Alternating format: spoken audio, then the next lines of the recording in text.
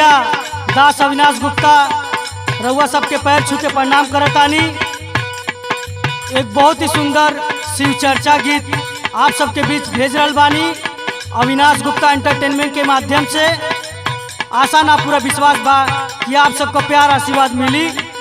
कैसे भैया हरेंद्र जी से लेला ब्रह्म ज्ञानवा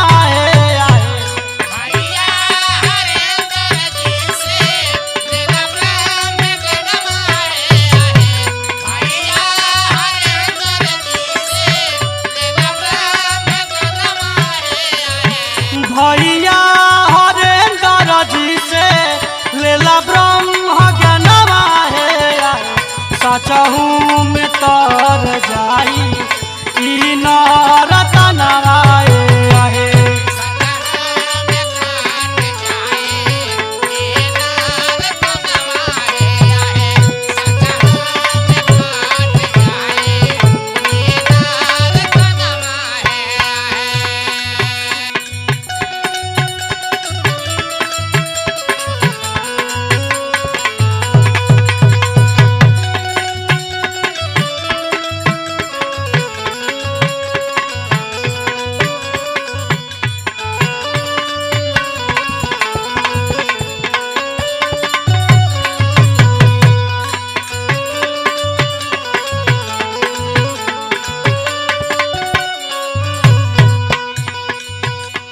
और का आगे की लाइन में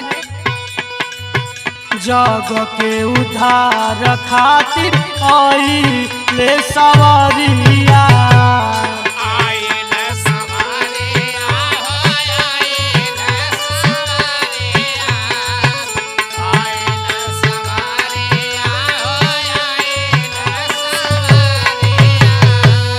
चेतलेता बाबू देखावे आगे डहरिया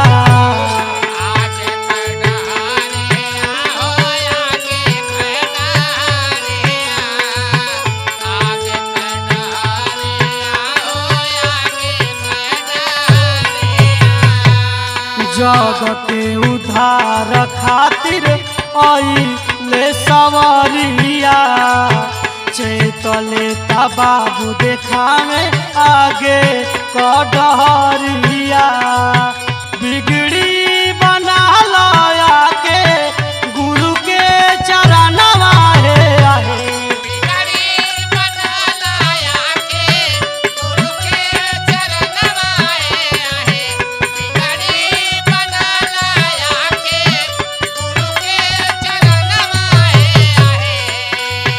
बिगड़ी बना लाया के गुरु के चरणवा है सचहू में तर जाई ई नरतनवा है।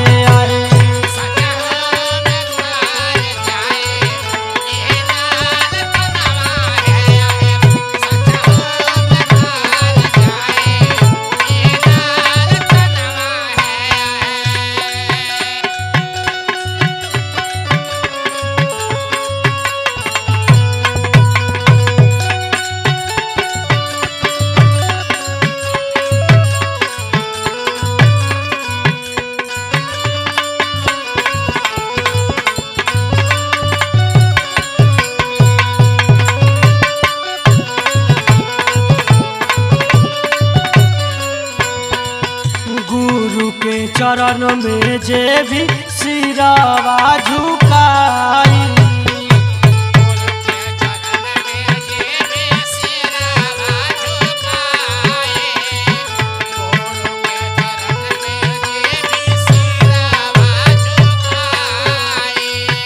ओकर जिंदगिया सफल हो जाई।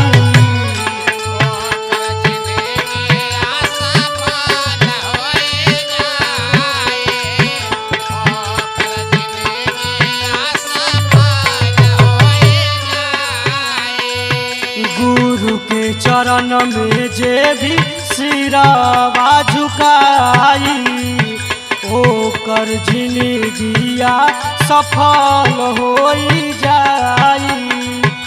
अविनाश साजन मिली है अनमोल खजानवा है आहे।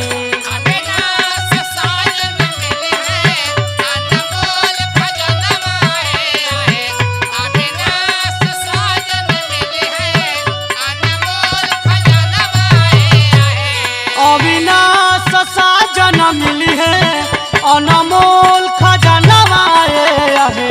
सचहू में तर जाई ई रतनवा है।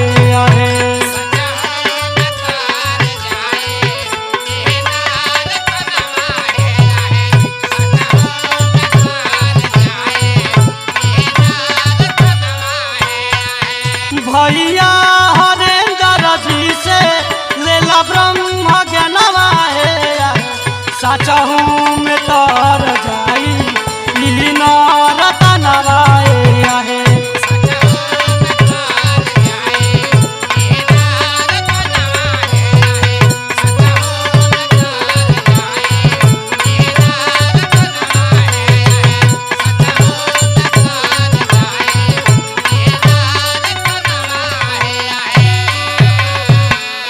बोलिए शंकर बाबा की, शिव गुरु बाबा की।